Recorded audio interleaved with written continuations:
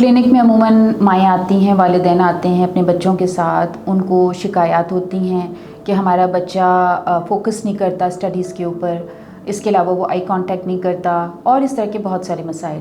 तो मैंने सोचा क्यों ना मैं आज अपने नाज़रीन को इस प्रॉब्लम के बारे में कुछ आगाही दूँ। लगता है बाजार के खाने बहुत खाते हो। जी डॉक्टर साहब, मैं ये मेडिसिन प्रिस्क्राइब कर रहा हूँ, वो आप ले लें। अब कोई भी मसला हो तो मरहम से डॉक्टर की ऑनलाइन कंसल्टेशन बुक करो, क्योंकि डॉक्टर से बात होगी अब घर पर। मैं होम्योपैथिक डॉक्टर रहमाना असद मरहम के प्लेटफॉर्म से आपसे मुखातिब हूँ और ऑनलाइन कंसल्टेंसी या इन हाउस कंसल्टेंसी के लिए आप दिए गए लिंक पर मुझसे रब्ता कर सकते हैं।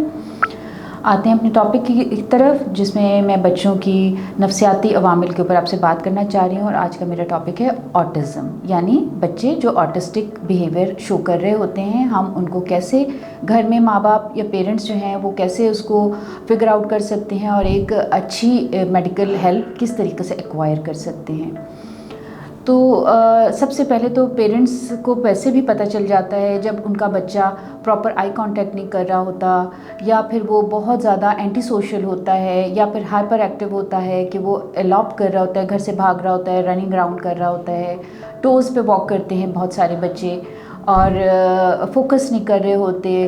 तो जब बच्चे इस तरह का बिहेवियर शो कर रहे होते हैं तो वालिदैन को फ़ौरन किसी माहिर मौलिज से रुजू कर लेना चाहिए ताकि इसको हम बेहतर तरीके से मैनेज कर सकें।